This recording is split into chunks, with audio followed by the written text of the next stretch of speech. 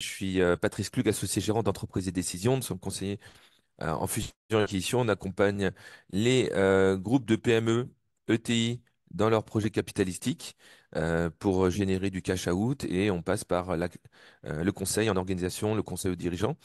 Et on inclut dans nos missions euh, l'équipe d'avocats qu'on va nous-mêmes sélectionner et payer pour euh, conseiller nos clients sur la rédaction juridique de la documentation, mais aussi sur la partie fiscale et patrimoniale. D'où le fait qu'aujourd'hui, effectivement, le thème, c'est nouveau gouvernement, euh, nouveau Premier ministre, Michel Barnier.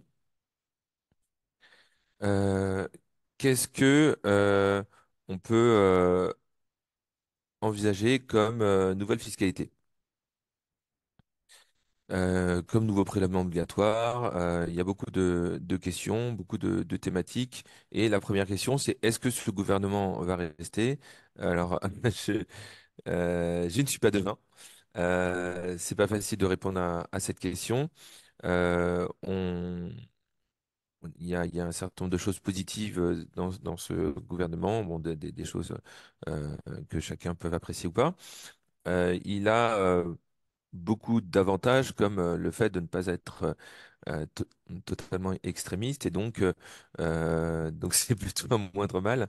Un moindre mal pour nous aujourd'hui. Qu'est-ce qu'il prévoit de faire? Qu'est-ce qu'il a envie de faire déjà, étant donné que la baisse des dépenses, elle est complexe, elle est longue.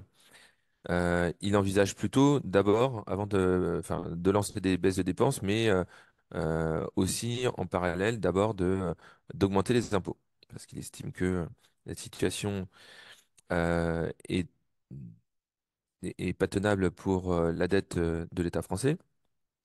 Donc, c'est fiscaliser les revenus, les hauts patrimoines, les grosses entreprises, les entreprises, etc. Donc, on va revenir sur ce qui était possible, ce qui était à prévoir. Hop,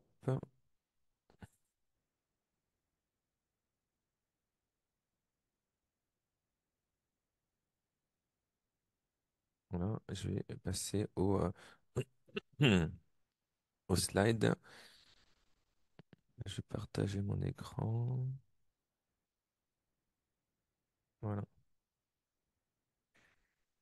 Donc déjà, qu'est-ce qu'on n'a pas? On n'a pas LFI, on n'a pas le Front National avec un certain nombre de hausses d'impôts qui étaient assez violentes. Déjà, la hausse du SMIC qui aurait rajouté de l'inflation à l'inflation.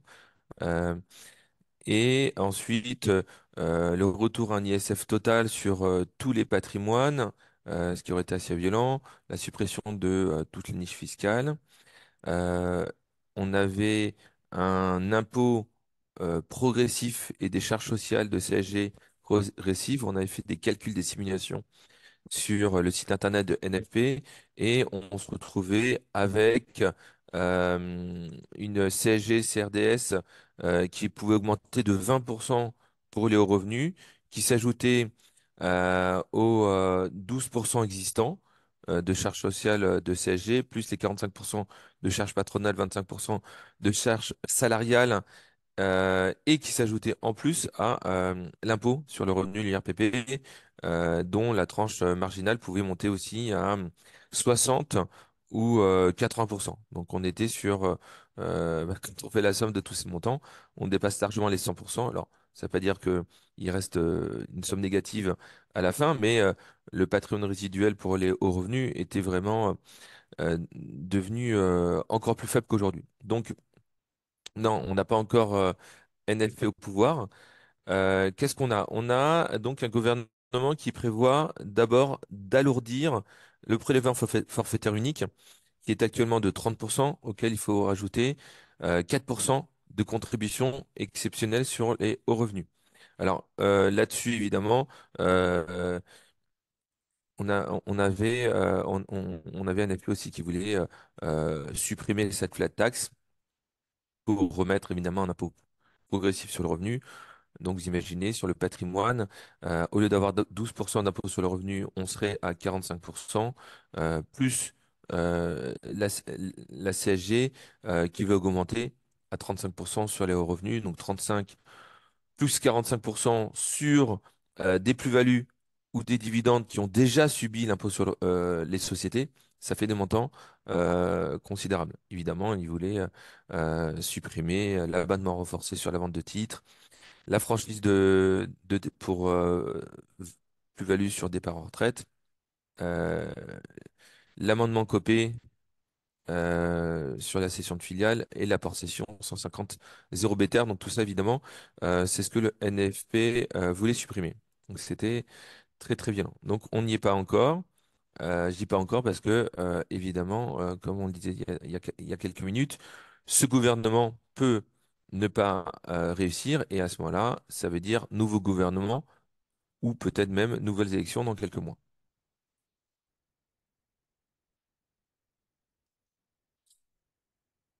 Donc aujourd'hui, un nouveau Premier ministre, Michel Barnier, avec un projet de suppression de certaines niches fiscales. Nous n'avons pas encore le détail. Euh, une augmentation de l'impôt sur les sociétés, euh, donc qui est passé de 33 à 25% ces dernières années, et donc qui pourrait remonter à 30 ou 33% pour toute ou partie des sociétés. On n'a pas le détail. Donc, on va pas les inventer. Hausse prévue de l'impôt société, on n'a pas le détail. Euh, Retour à l'ISF, on ne sait pas. Pour l'instant, c'est pas, c'est pas écrit, et donc on va pas l'arrêter. Mais en tout cas, il a évoqué la hausse de la fiscalité pour les hauts revenus et les hauts patrimoines. Révision du pacte du Dutreil, c'était déjà prévu par l'ancien gouvernement, donc il y a des poursuites là-dessus sur le resserrement du pacte du Dutreil, c'est possible. Et sur l'impôt sur le revenu, on parle plutôt que de enfin, on parle surtout d'un gel des tranches. Bah, gel des tranches, ça veut dire que on passe automatiquement à des tranches supérieures dès l'instant que on a de l'inflation. Donc, si on a un revenu qui passe de 100 000 à 110 000 parce que on a de l'inflation, et ben aujourd'hui, ben, il y avait l'inflation qui faisait que les tranches augmentaient aussi de 10%. Maintenant, ce qu'ils ont prévu pour les tranches élevées, c'est pour éviter que ça soit trop impopulaire de maquiller ça en disant ben non, on n'a pas augmenté l'impôt, c'est toujours le même que l'année dernière. Sauf que comme on n'a pas augmenté le seuil, eh bien c'est une hausse d'impôt. Donc on parle de hausse d'impôt sur le revenu par le gel des tranches supérieures, hein, 30%, 41%, 45%. On parle également de hausse du prélèvement forfaitaire unique. Et donc, si le prélèvement forfaitaire unique augmente de 30 à 33% comme c'est envisagé, auquel on garde la contribution exceptionnelle sur les hauts revenus de 4%, ben, on se retrouve avec un taux de 37%. 37% qui s'ajoute à la fiscalité du- qu'a déjà subi ce patrimoine, parce qu'on est sur euh, la vente d'entreprises, la vente de titres, les dividendes, et donc tout ça a déjà subi au moins l'impôt société, et donc plus qui plus est un impôt de société qui va aussi augmenter. Donc si on a plus 3% d'un côté, plus 3% peut-être sur l'impôt société, ben, ça fait plus 6% sur une fiscalité qui était déjà importante. Donc par rapport au NFP, on est quand même beaucoup plus soft. Tout à l'heure, les NFP, c'était des plus 40%. Là, on a plus 6%. Donc, ça fait beaucoup, mais c'est pas non plus ce que prévoyait le NFP. Alors, est-ce que ça, c'est bien hausse du prélèvement forfaitaire unique, hausse de l'impôt sur les sociétés, gel de l'impôt sur le revenu qui va être mis en place? Bah, c'est possible. Est-ce que c'est exactement ça? Est-ce que c'est tout? Est-ce que c'est une partie? Est-ce que c'est même d'autres choses? Ils ont parlé des super bénéfices, ils ont parlé des rachats d'actions. Donc c'est tout ça également. Donc il y a d'autres niches fiscales qui sont en discussion, des niches fiscales qui concernent certains chefs d'entreprise comme les aides pour le recrutement euh, des alternants, des contrats d'apprentissage, surtout ceux qui ont plus que le bac, bac plus 2, bac plus 3, bac plus 5. Donc ça c'est évidemment un sujet, c'est 15 milliards. Euh, des travaux pour limiter les abus sur les arrêts maladie. On n'est pas sur directement le chef d'entreprise, mais bien sûr que ça concerne le chef d'entreprise. Et d'autres niches fiscales. Donc, bon, bah, voilà, on a prévu cette conférence aujourd'hui. Euh, on a des idées, des possibilités. Certains chefs d'entreprise veulent prendre un dividende, veulent vendre leurs titres le plus vite possible pour éviter ces hausses d'impôts. Bien sûr que c'est possible. Maintenant, il y a des avantages et des inconvénients. Premièrement, ben, si on vend des titres, si on touche des dividendes, on enrichit son patrimoine personnel et donc on peut être amené à payer de l'ISF ou de l'impôt sur la fortune immobilière. Donc, faut faire attention à ça, parce que l'argent qui est dans l'entreprise ne subit pas l'IFI euh, ni l'ISF. Demain, on peut avoir plus d'argent et être soumis à l'IFI ou l'ISF. Par ailleurs, ce type de loi d'augmentation des prélèvements obligatoires est désormais souvent rétroactif au 1er janvier. Donc, si jamais c'est mis en place avant la fin de l'année, ça peut être rétroactif au 1er janvier 2024. Donc, même si on fait des opérations dans les prochaines semaines, ça peut quand même impacter parce que ça peut être rétroactif. Maintenant, ce type euh, de vente de titres ou de versement de dividendes, c'est assez compliqué de les mettre en place en quelques semaines. Donc, probablement que vous allez le mettre en place seulement en 2025.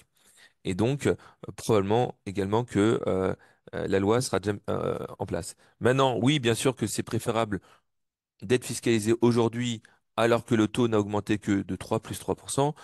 Parce que peut-être que l'année prochaine, ça sera encore plus 3%, donc ça fera plus 12%, etc. Donc, c'est comme la CSG, il y a quelques années, c'était passé de 1 à 2, de 2 à 5, de 5 à 12. Bon, ben, là, aujourd'hui, les impôts, on a une dette considérable de 120% du PIB, plus de 3 milliards d'euros.